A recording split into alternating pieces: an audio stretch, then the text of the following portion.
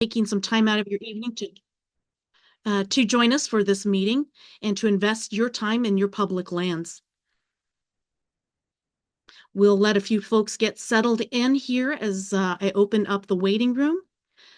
Again, thank you for taking the time out of your evening to invest them in the future of your public lands. Please be aware that the session is being recorded and will be made publicly available via our YouTube and other social media channels. In this session, please do not share any personal or sensitive information in questions or in the chat, as we cannot guarantee that we will be able to withhold any personal identifying information, otherwise known as PII, that is shared during this session. Microphones and cameras, other than those of the presenters, will be muted throughout the session. Questions will be answered at the end of the presentation. Closed captioning is available within this meeting that can be turned on at the bottom of your screen and a little toolbar at the bottom of Zoom. Again, you'll see this small square with the letter CC in there. These captions are automatically generated by the Zoom platform, and we cannot guarantee its accuracy. The option is available on the toolbar, and it may be, again, at the top or the bottom of your screen, depending on the version of Zoom you may be using. You will also notice within the toolbar, there is a Q&A option. Some of you may have to go to the More button, which is the 3 dots at the bottom right of the toolbar option, to select the Q&A option. We will be accepting questions through the Q&A option or via chat. But please know that comments made during the session or on social media are not considered official public comments for the administrative record. Tonight, we will be informing you of the business plans up for review and several ways you can submit your official public comments. You're encouraged to open any links that we've dropped into the chat. Most of them will be resources, such as links to our business plans, our story map, that will be referenced in this presentation this evening for you to go through and explore in depth later or at another time when you have maybe more time to actually really get into the details. Those will be available during the chat. Open them up if you would like and save them for later. Again, this meeting is being recorded and will be posted later onto our BLM Arizona YouTube site, and that link will also be shared in the chat later this evening. With that, I will turn it over to Miley Adler, BLM Arizona's Branch Chief for Recreation, Cultural, and Planning, to start us off this evening. Miley? Thank you, Dolores. Welcome to this information session on the Bureau of Land Management's Arizona's 6 recreation fee proposals. Thank you for choosing to spend your time with us this evening to learn more about what the BLM is proposing, how and why we develop these proposals, and how you can provide your input, which is vital to this process. Public lands are special. More than ever, public lands are great places for us to experience the beauty of nature, connect with family and friends, improve our mental and physical health, and so much more. The past 5 years re-emphasize how important public lands are to us, and the BLM Arizona wants to ensure that public lands continue to offer visitors a great experience now and into the future. Thank you for your support of public lands. Now I will turn it over to Nancy Patterson, BLM Arizona's Recreation and Visitor Services State Lead.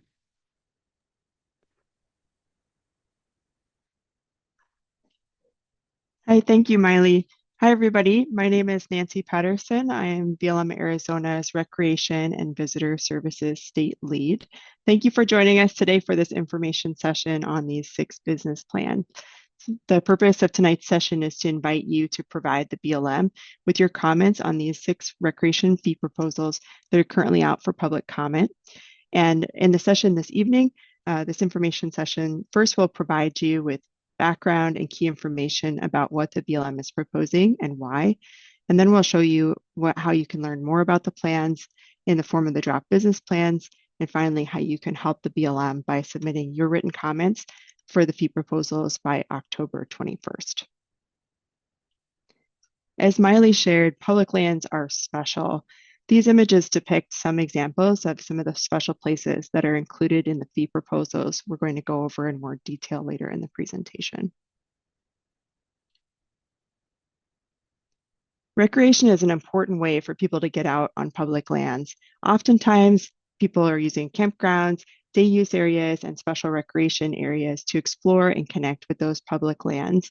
And as a result of that, of the interest that people have with public lands, we've also seen that visitation has climbed over the course of just the last 2 fiscal years, from 4.9 million in fiscal year 2019 to 6.8 million in fiscal year 2023. And so that's more than 2 million visitors and just that additional visitors in that period of time. At the same time, operating expenses have increased for managing our sites, and recreation dollars per visitor have been flat. Also, BLM has funding methods that can vary and be time limited. For example, Great America Outdoor Act and also the American Recovery and Reinvestment Act and bill funding are 3 different types of acts that we've had that provide one-time dollars used to enhance specific items such as construction for sites or renovations. They give funding for construction, and now we need to continue to maintain these sites into the future. Some of the recreation sites in BLM, Arizona have not increased fees in 20 or more years, and our market analysis revealed that BLM fee rates are below that of other providers in the area. This also means that we have a variety of recreation experience improvement opportunities on public lands throughout BLM, Arizona. A couple of examples here you can see on the screen. For example, La Posa long-term visitor area has had to increase the contract for pickup as well as the number of dumpsters because there's been that increase of visitation on site. And in order to help manage that, that's an area for opportunity with recreation dollars. You can see with Gila Box, Riparian National Conservation Area, this is a site that's had use and the concrete is starting to crack. So another opportunity for improvements that we can make through the fee proposals and fee revenue. Public lands provide an array of settings that support countless outdoor recreation experiences. And just a few of those for BLM Arizona are listed here on that screen. Everything from auto tours to boating, fishing, riding horses, UTVing, water sports. There's all sorts of different ways that people get out and explore public lands. And currently, BLM administers 29 recreation fee sites or areas where there are fees charged. But the vast majority of the 12.1 million acres of public lands in Arizona are fee-free for people to enjoy.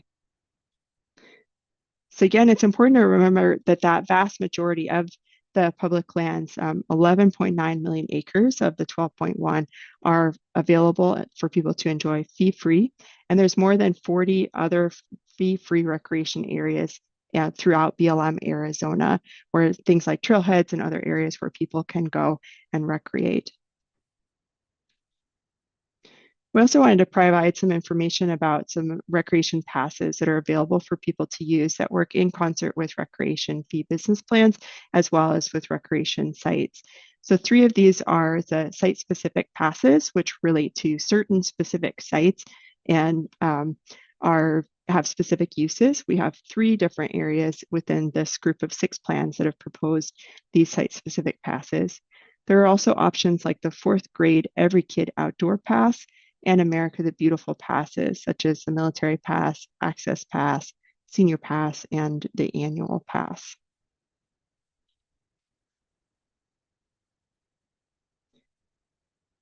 Site-specific passes we have the 6 plans that are out for proposal, and within those 3 different offices have proposed site-specific passes. Those are listed here on the screen and include sites in the Yuma Field Office, amenity sites, Safford Field Office at Cotwell Dunes, and the Tucson Field Office as well. And these passes provide additional value for frequent recreation users to particular areas. The details of these are all described in the business plans that are available for public comment.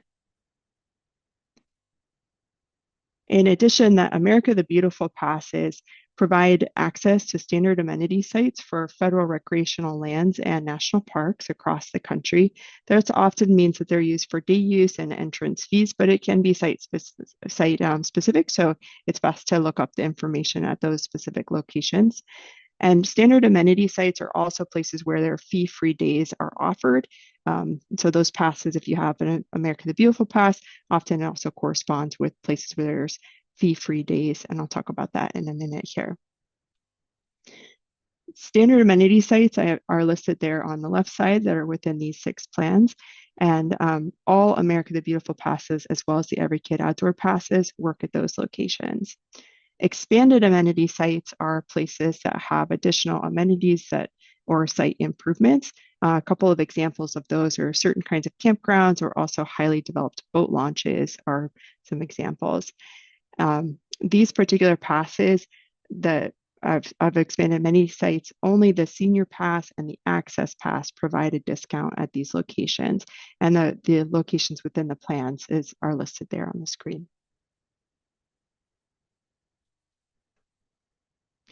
In addition, there's a number of fee-free days and fee-free opportunities that BLM provides at sites. So again, if you have your America the Beautiful Pass or your EKO, the fee-free days, they correspond with a similar thing of standard amenity sites. So we have in BLM, there were 5 fee-free days in 2024, and those come out every year and they're published online, so you can find which days those are. They typically correspond with national holidays. And so again, the fee-free days are places that also apply for your America the Beautiful passes. There are a few other fee-free locations that are within this plan as well, so the Safford sites are listed there for additional information.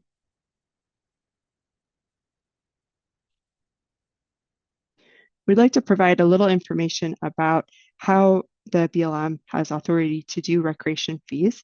And the Federal Lands Recreation Enhancement Act, also known as the FLREA of 2004, allows BLM to collect recreation fees at sites and areas that provide certain amenities, and also for the issuance of special recreation permits. This includes, within business planning, this includes individual special recreation permits, which are part of the business planning process. For example, special areas like Aravaipa Wilderness and also the long-term visitor areas have individual special recreation permits, which are part of the FLREA. There are certain ways that recreation fee dollars may be used. These are listed here on the screen. The fees may be used for repair and maintenance to enhance the facilities, like, for example, toilet cleaning or pumping, having supplies for restrooms, providing water system testing, and different site improvements. The fees can also be used for interpretation and visitor information and visitor services, like an education program, an interpretive talk, brochures, or installing wayfinding and interpretive signs. They may be used for law enforcement related to visitor use, such as search and rescue. Also, habitat restoration projects. And an example that's coming up is National Public Lands Day is at the end of this month. And so certain fee sites may have habitat restoration projects associated with them.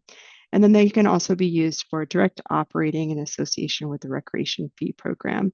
So that could be like a park ranger labor, fee compliance, site cleaning, visitor contacts, among other options. 100% of the recreation fee dollars stay on site at the local recreation area to improve and maintain the facilities and sites. That's an important thing to remember. 100% of those fees stay within that local area and go to those site improvements.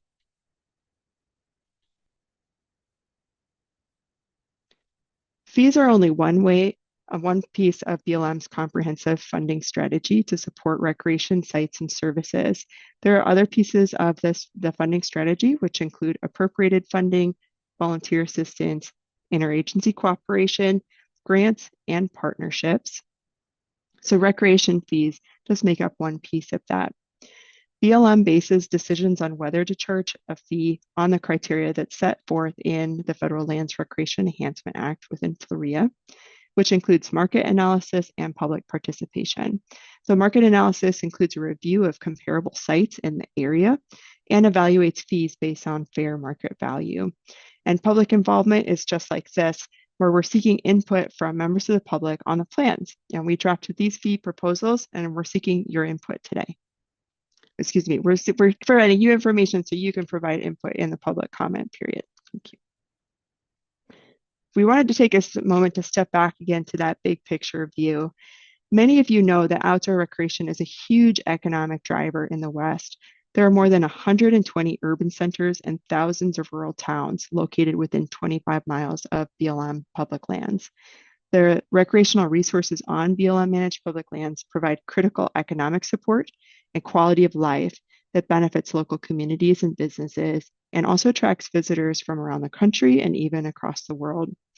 Today, recreation on BLM public lands annually contributes more than $11.4 billion in economic output and supports 76,000 jobs nationwide. In August 2023, the BLM established its vision in the blueprint for the 21st century recreation to proactively manage for exceptional and unique recreational experiences that invite all to share in the enjoyment and stewardship of public lands. And this effort within BLM Arizona to modernize the management of recreation sites and areas advances the implementation of the blueprint by proactively responding to the demands and diversifying funding sources to enable BLM to continue to provide quality recreational experiences to sites. So we've looked at why BLM developed fee proposals, and now we want to cover what goes into those recreation proposals and how you can find them. So first off, BLM documents fee proposals in the form of a business plan. And the business plan describes the basis to charge a fee in compliance with FLRIA, the cost of administering the sites, as well as priorities for future expenses. Each of the draft business plans that we are seeking your input on addresses the following topics, which range from the authority of BLM to charge a fee to describing the public outreach efforts. Each plan also includes an executive summary at the beginning of the document, as well as a Dear Reader letter. And we'd like to point out that for all of the existing fee sites that BLM Arizona currently administers, the operating expenses are far greater than the recreation revenue collected. You'll see that identified in the operating costs and revenue section of each plan.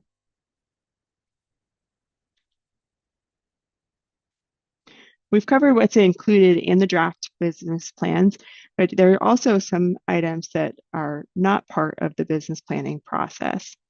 While FLRIA authorizes the BLM to collect recreation fees for commercial, competitive, organized group, and vending special recreation permits, those fees are set by the BLM director and are therefore beyond the scope of these business plans.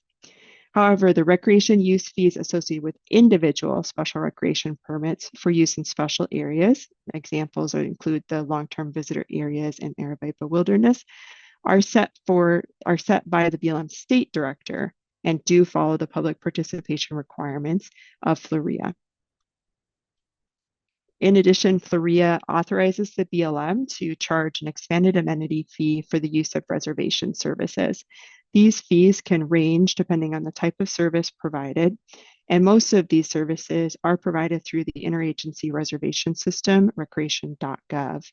The reservation system is subject to contracting requirements and will be adjusted with contract changes. To give you a better sense of where we are within the recreation fee proposal process and what comes next, this shares the diagram of where we started. We began with a market analysis comparing fees charged elsewhere by operators who provide similar opportunities. And where BLM's fee rates are below market value, the local office then develops a business plan to identify our operating expenses, current revenue, and also uses the market analysis to help inform the proposed fee rates. After that takes place, we review at the state level as well as at the national level at our headquarters level. And that brings us to where we are today. The first box in the upper left, the bolded blue box, says public comment period for the draft plan. And that's where we are in this phase with these 6 plans. From now until October 21st, the public, you have an opportunity to comment on these plans. After that, after we receive your comments, we consider them and we use that to help inform the plan. And that may include revising the draft plan. Then we also present to the Recreation Advisory Council, or RAC, at a public meeting.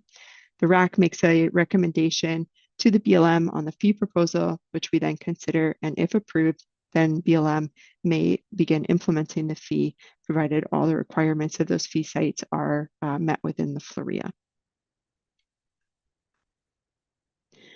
To date, this lists the highlights of the core public outreach that we have completed. That includes developing a story map, which I'll show you in a moment, these virtual information sessions, outreach to media across the state, social media, and outreach to tribes, congressional staff, governor's office, federal and state agencies, county and municipal contacts, interest groups, and also the resource advisory councils. In addition, we have posted flyers at the existing and proposed fee sites, announcing the public comment period and requesting public input.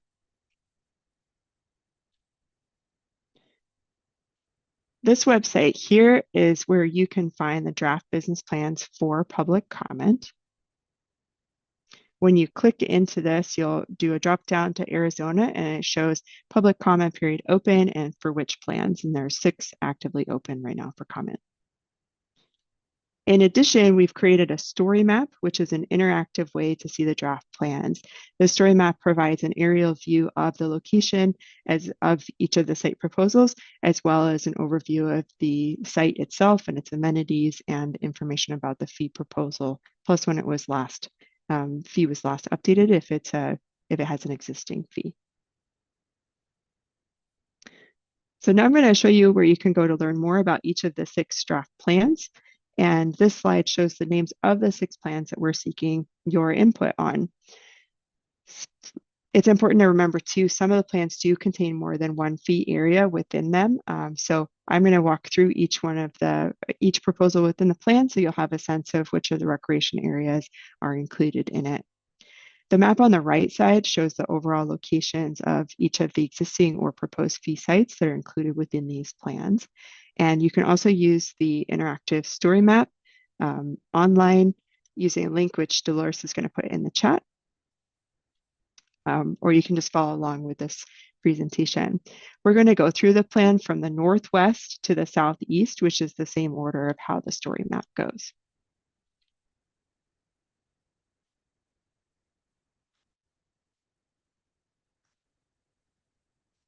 The first plan is the Arizona Strip Field Office Grand Staircase Escalante National Monument. It's state line campground and it straddles the state line between Arizona and Utah. This is a new proposed fee site. When you go into the story map, you'll see again this aerial view and the description of the site. You'll see the green toggle buttons that say go to visitor information page, which can provide you more information about the site generally, as well as a read the draft business plan. That takes you right to that draft business plan page that you can open up and read the proposal for state line campground. Also noted within this will be the fee structure. So for this site, it's a new proposed fee, and its new proposed fee is for overnight camping. It's an expanded amenity fee. It's currently free. The proposal is $16.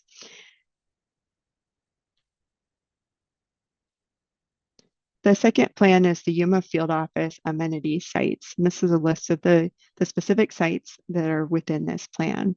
If you see the asterisk, it is a proposed new fee site area. So you'll see that on each of these overview slides. Within the Yuma Field Office amenity site, there is one proposed new fee site of Fortuna Pond Campground. And there is also a proposal to remove fees from 2 locations, Betty's Kitchen and Ehrenberg Sand Bowl. One thing to note is from April 16th to September 14th, the Yuma Field Office operates its long-term visitor areas as amenity fee sites, which is why they're included on this list. And I'll talk a little bit more about that here in a moment. Within Yuma, the amenity sites share the same fee proposed structure. And so that's summarized here on this screen. The fees with the Yuma's Field Office amenity sites were last increased in 2008. And the proposal is first with the day use per motor vehicle, it's $10. There's no change. For overnight occupancy per motor vehicle, the current is 15 and the proposal is 20. For an annual pass decal per pass holder, which admits 3 vehicles registered to them, the current fee is $75 and the proposal is $200. Again, these were last increased in 2008. I'm going to click through so you can see the aerial view of each of the sites. And again, they each have the same fee proposal. So those include Senator Wash, North Shore, South Shore, and also boat launch and day use area. They include TK Jones Campground and Boat Launch, Oxbow Campground and Boat Launch, and the proposed Fortuna Pond Campground. This campground would be located near Fortuna Pond. It would follow the same fee structure. In addition, and in order to provide a quality recreation experience for free, the Yuma Field Office proposes removing fees from Betty's Kitchen and also from Ehrenberg Sand Bowl. For both of those sites, the current fee is $10 and the proposal then would be free. Yuma's other business plan is the Long-Term Visitor Areas Plan, which includes both La Posa Long-Term Visitor Area and Imperial Dam, LTVA. From September 15th to April 15th is the LTVA season. And so this particular business plan specifically covers the long-term visitor area use. Again, this is a summary. The fees are the same for both sites. And so the proposal is for those winter months, September 15th through April 15th, a short-term permit from 14 days, it would increase to 30 days. That's currently $40 and the proposal is $200. And the long-term permit, which is valid for up to 7 months, is currently $180 with a proposed fee of $600. These were last increased in 2008. I'm going to scroll here so you can see the aerial. This is for La Posa and its information, as well as Imperial Dam. And you can see on these two screens that we included the information for both its LTVA season as well as its off LTVA season, which fall under two different fee proposals. So you can click into both of those plans, the amenity plan as well as the LTVA plan, and learn more information about their business plan proposal. The next plan is the Phoenix District Office Campgrounds. They have one existing site of Painted Rock Petroglyph site and campground and 4 proposed campgrounds, which would be new campgrounds. For Painted Rock Petroglyph, the current it currently has a day use site as well as an overnight camping area. Its current day use is $2. And in order to provide a quality recreation experience there as well, the proposal is to remove that fee. So it would be from $2 to free. For camping, there is a fee for the use, and for an individual site, non-electric per night, the current fee is $6. The proposal is $20. Should further amenities be put into place in this particular site, such as electric, group site, or dump station fees, those fee proposals are also listed there on the screen. I will talk about those proposals here in a moment as well. The fee structure for the Phoenix District campgrounds is the same across the board. So Painted Rock Campground, as well as the 4 proposed campgrounds, would follow the same structure. The proposed campgrounds currently do not have a fee because they don't exist, so those would be new construction. But once they are constructed and comply with FLURIA, provided the fee proposal is implemented, the proposed fee for the individual non-electric site would be $20. For an electric site, it would be $30. A group site would be $50, and a dump station fee would be $10. The next plan is Safford Field Office and Gila Box Riparian National Conservation Area. You can see this list is the existing sites as well as one new proposed fee area of Indian Red Rocks Recreation Area.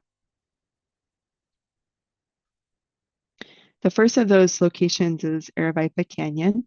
Its proposed fee is $12 from the existing $5. This fee was last increased in 1999. At Hotwell Dunes Recreation Area, the proposal includes changing its fee type to an individual special recreation permit as part of a special area.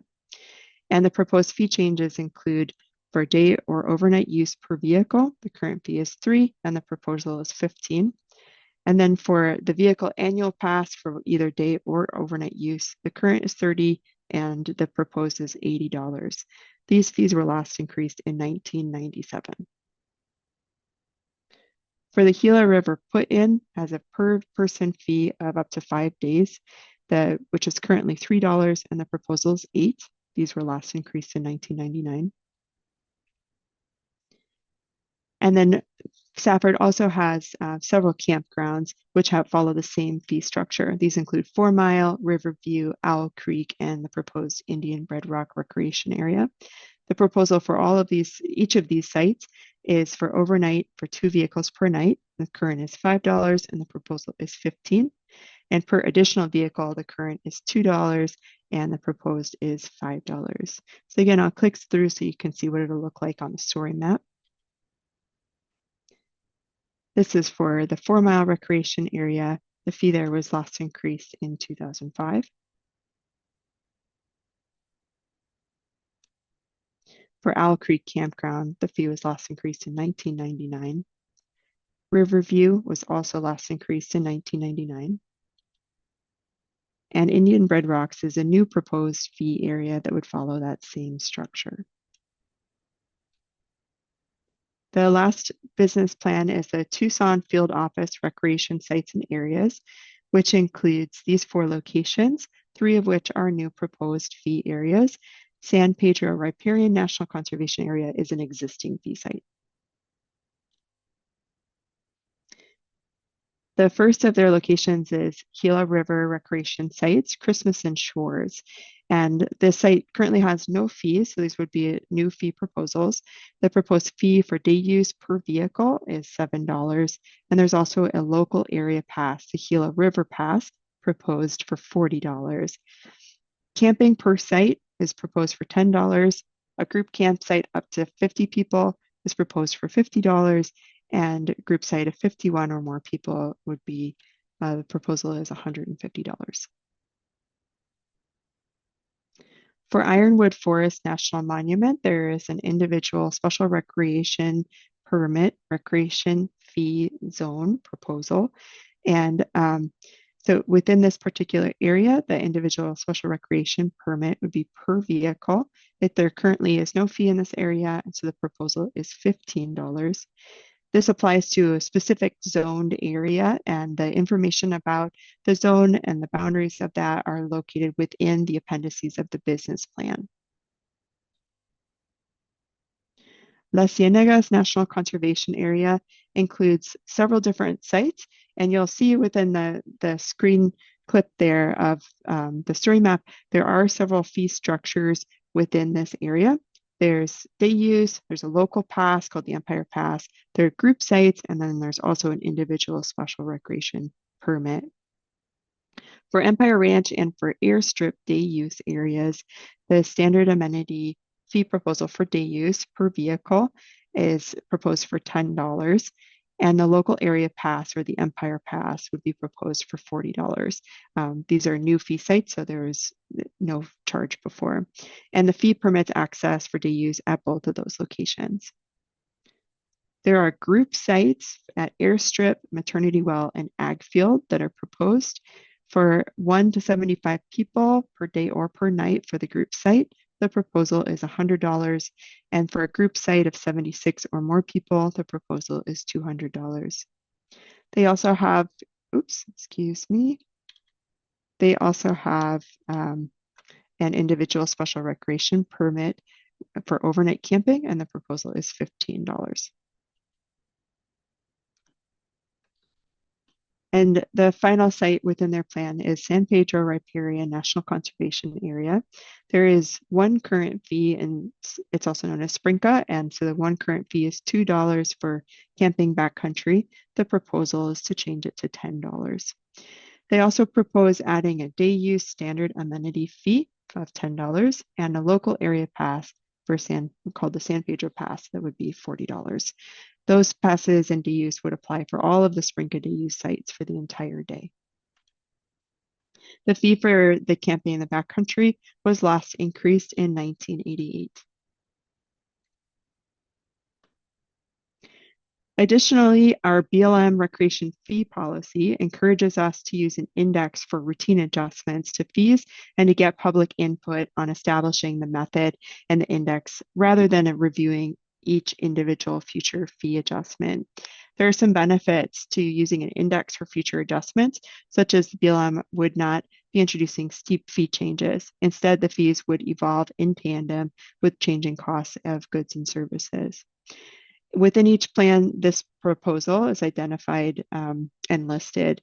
And so the proposal is that if or when the consumer price index, the CPIU, increases by 20%, the BLM would have the option to implement a fee adjustment of 20%. And we are seeking your input on the model we've developed with using the CPIU annual average as the index. For reference, the CPIU is the broadest and most comprehensive measure of the rate of inflation for goods and services, representing over 90% of the US population. And just for some additional context, the CPI annual average was 115.7 in 1988 when the last fee was increased at Sprinka, the site we were just looking at. And by February 2024, the annual average had climbed to 304.7. That's an increase of 166% over 36 years. We are thrilled to have had you join us for this information session, and we want to hear your input on the draft business plans that we've developed. And so for this session, it's an information session, so we want to make sure that you know how you can submit your comments for the recreation fee plans. We will accept official comments in these 3 ways: via email, mail, or hand-delivered. Again, comments posted to social media pages are not considered official comments for the record. Comments must be submitted in writing and submitted by October 21st. Each of the plans lists specific ways as well as the specific contact information for where you can submit your comments by October 21st. And you can also find those in 3 other locations. It's listed in the BLM Arizona Recreation Fee Proposal Story Map. It's on the draft business plan website within each plan, and then it's in the Dear Reader letter of each plan as well. I'm going to show you on the next slide what it looks like within each of those specific locations. So on the top left, this is a screen clipping from the story map. So when you scroll down on the information on the story map, it will show another green button that says the email. When you open that up, it automatically starts an email to the unique email address, so your comment can get to the correct field office for that particular plan. On the right side is a screen clipping of the website, which has the listing of each plan. When you open up those plans, you can go to the Dear Reader letter, and it includes the information on the email and also the mailing address for the offices. And then that last clipping on the bottom left there shows what it looks like within the Dear Reader letters. So you have that for some context. There are also a few additional opportunities to learn more and provide your thoughts and interact with BLM about these fee proposals. We have another general information session just like this one, virtual at 6 p.m. on Wednesday, September 25th. And then in addition, the Yuma Field Office will be holding public meetings. The first one is a virtual meeting, and it is tomorrow from 5 to 7 p.m. That's Wednesday, September 11th. There's also one in person in Quartzsite from 1 to 3 on Wednesday, October 9th. And then there will be 2 information sessions in person at Imperial Dam LTVA from 1 to 3 on November 6th, and in person at Quartzsite from 1 to 3 on November 20th. You can sign up for the different virtual events from the news release that came out about the business plans.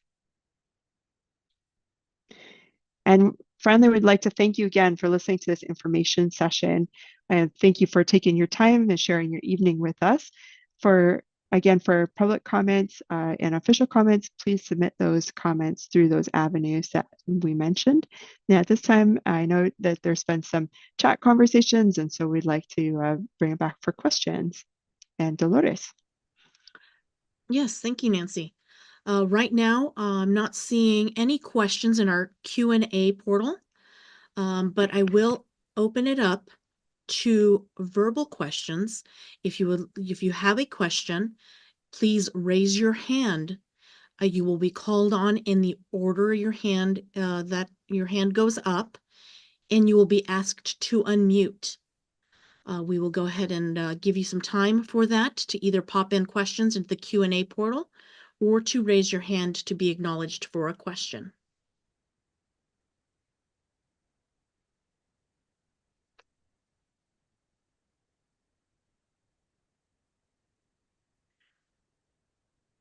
Rianne Dosset, please ask your question. Hi, can you hear me? Yes, we hear you. Okay. I just have a question specifically to clarify the statement that 100% of the fees stay in the local area. In the context of the LTVA proposed increases, does that mean is the local area for that the LTVAs, or is the local area the entirety of the UMA field office?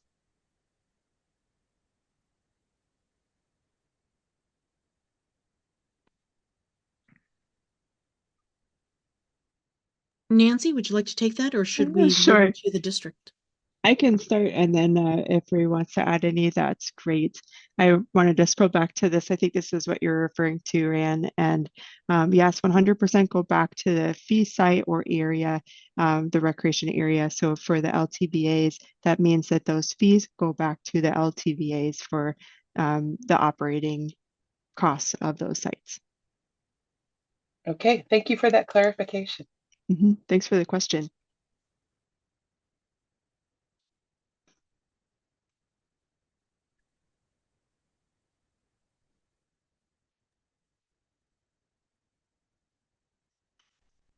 Again, if you do have a question that you'd like to ask, please feel free to raise your hand, or we also have the option of the Q&A button at the bottom of your screen, where you can submit a question that way.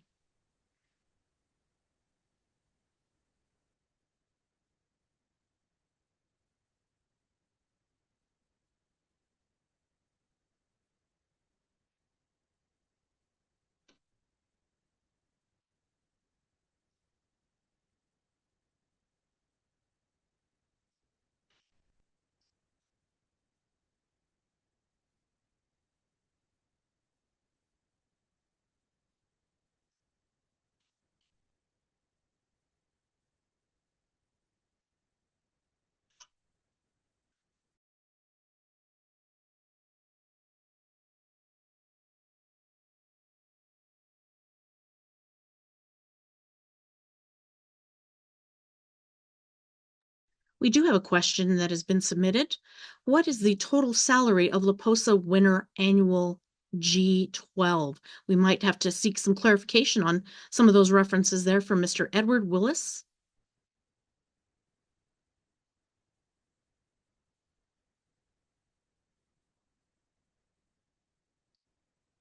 Hello, can you hear me?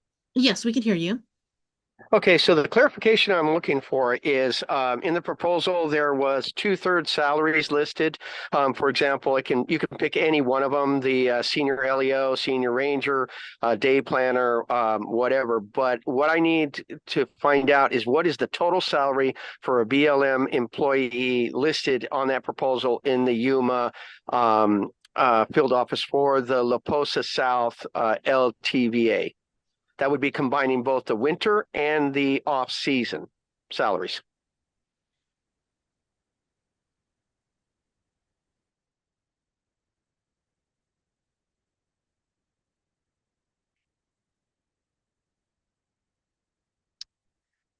Thank you. Let's see who would be the best one to answer that question.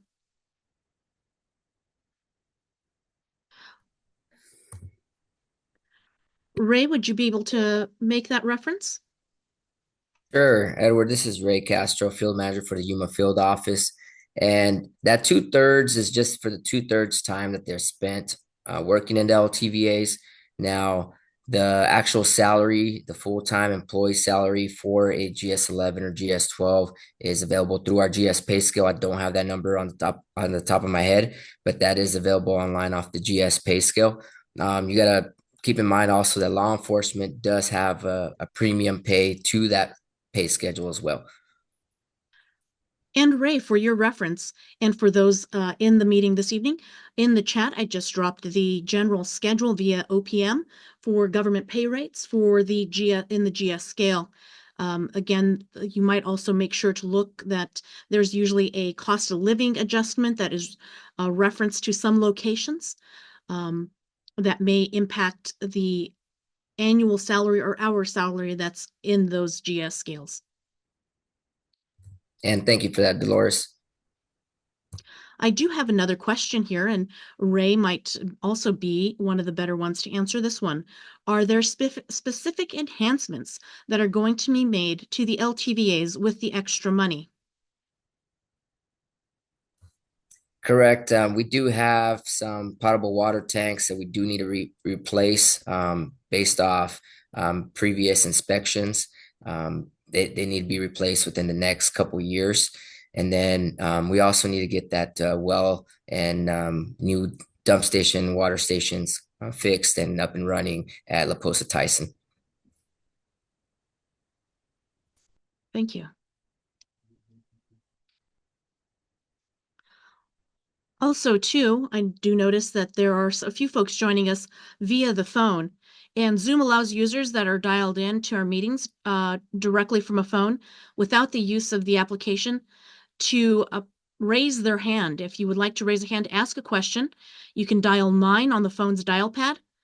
And then to lower your hand, you can that would be *9 to ask a question and will be called upon. Again, I just do notice that there's a few people joining us by phone on our audio-wise. Again, *9 if you'd like to raise your hand to ask a question.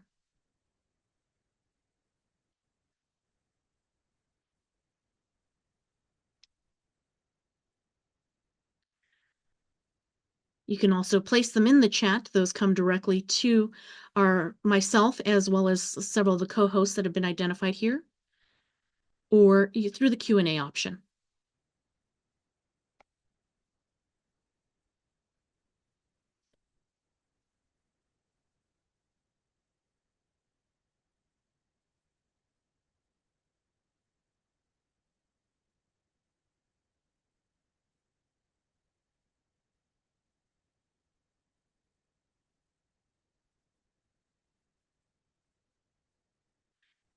Again, take the time to look through the chat. We've placed several links into the chat this evening, referencing the links for all the business plans this evening, as well as our overall strategy for the Bureau of Land Management.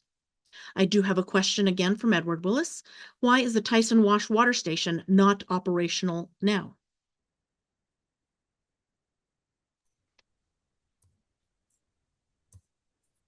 So, Mr. Willis, that water station is still under contract, and the BLM has not accepted that completed project as of today.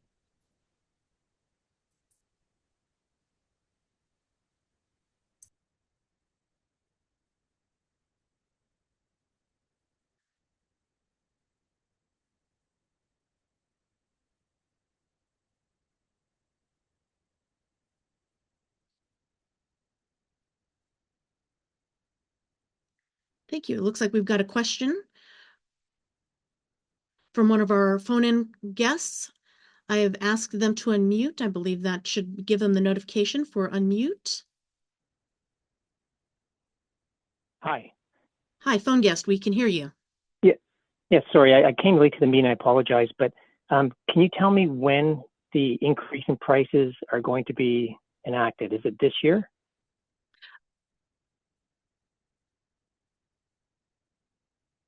I believe there's going to be some variation just based on the location. Was there a specific location you were more curious about? Yes, sorry, the ones around Quartzsite.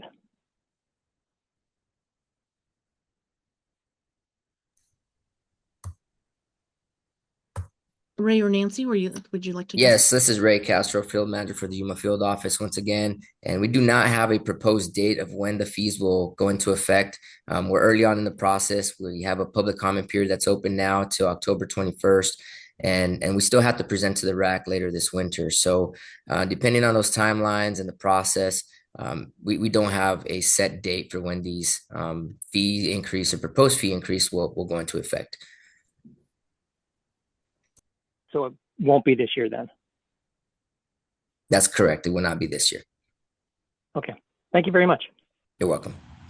And if I could add a little bit on a general side, so not specific to Quartzsite or to the LTVAs, but there are, you've probably noticed that we have several fee sites that are proposed fee sites. For any of those sites that need improvement still in order to, or need to be constructed, such as the PDO campgrounds or some examples of those, no fees would go into place until the sites are developed. They comply with environmental regulations as well as then with the FLORIA. So those fees would be put into place once the sites are operational, for example. And as Dolores shared earlier, it does vary depending on the site of that implementation plan.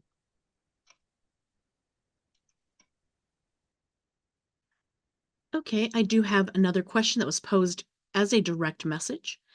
Why are the LTV rate increases so much higher than inflation? $180 in 2008 is now $263 in 2024, money adjusted for inflation. And this comes from David Schock.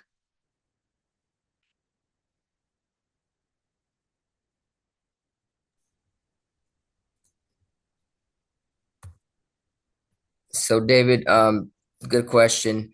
This is Ray Castro, Field Manager for the Yuma Field Office, and the rate or the proposed fee increase that amount was created based off the cost of doing business with the LTVA. How do we run our LTVAs successfully? How many rangers, personnel do we need to operate the LTVAs? How do we cover our service contracts? And we'll be providing more information on this during tomorrow evening's public meeting for the LTVAs and amenity fee sites for the Yuma Field Office.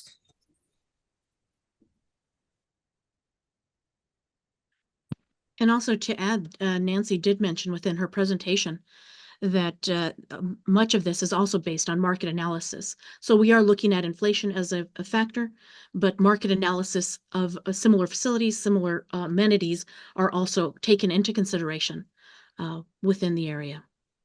Yeah, that's correct. The FLORIA, using the FLORIA, we set the proposed pricing based on market analysis as well as a cost analysis of running the sites and doing the operations. So that's where the fee proposal comes from. We do have a hand raised from Mr. Edward Willis. Mr. Willis, I've asked to unmute with your question. Hi, I'm sorry I was a little late to the meeting, so I must have missed that part.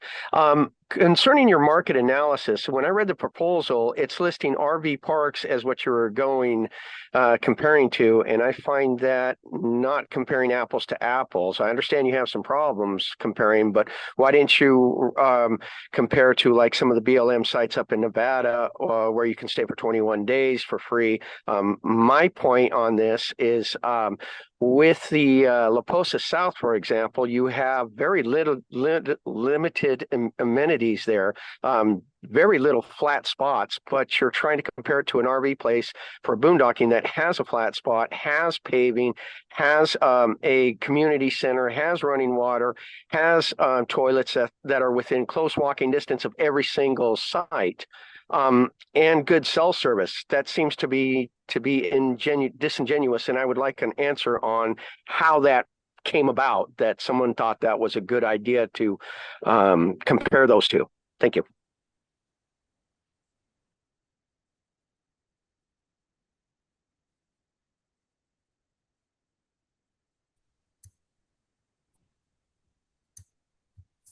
So, Mr. Willis, Ray Castro here again. So, your apples to oranges, you are correct. We got the LTVAs is a unique campground experience that you really can't compare to anything else that's available. Now, the market research was created due to the locality of the LTVAs itself. So we did not go out to Nevada, but we did do Quartzsite, and down in Imperial Recreation Area, we did the Yuma sites, and we compared as close as we could to those locations. Since the LTVAs do provide amenities, we provide water, dump station, and trash services, along with vault toilets that are available for those that are not self-contained and have to stay within 500 feet of a restroom. That's where the market study comes from, and you're correct. I mean, do the LTVAs have the electricity or hookups? No, but the LTVA is very unique, and that's as close as we can get with this market study.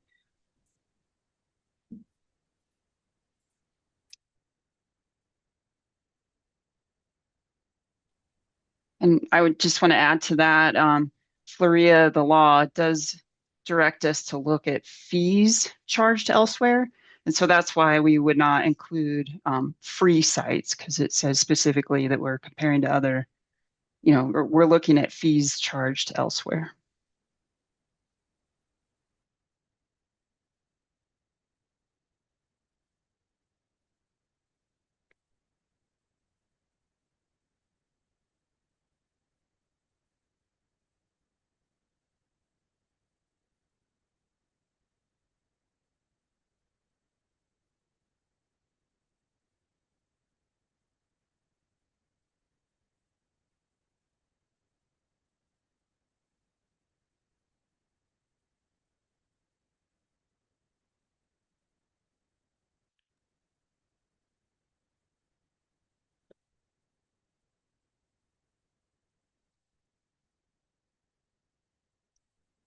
We'll continue to take questions till the top of the hour.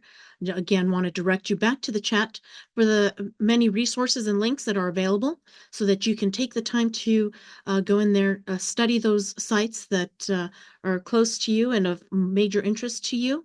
That way, in future sessions, we will have another public session on September 25th. If you have further questions then, those can be addressed. Also, too, if you are in the area of those LTVAs for those in-person sessions, those will be available to answer specific questions related to those locations at Imperial and Quartzsite, as well as tomorrow's virtual session that you can attend that will also specifically address some of those Yuma area sites.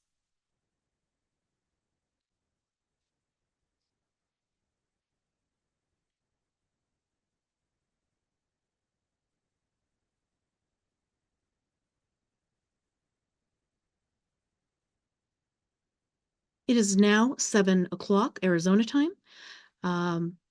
Again, we thank you for your time this evening and look forward to your comments. Please, we also look forward to your attendance at any of the future meetings as well. Your comments are very valuable to this process, and we are taking every comment seriously and looking to those and looking forward to those. We appreciate your participation this evening and look forward to those comments. Have a good, safe evening. And it looks like there's an applause down there. I thought it was a raised hand, but have a good, safe evening, and we look forward to hearing from you. Thank you very much.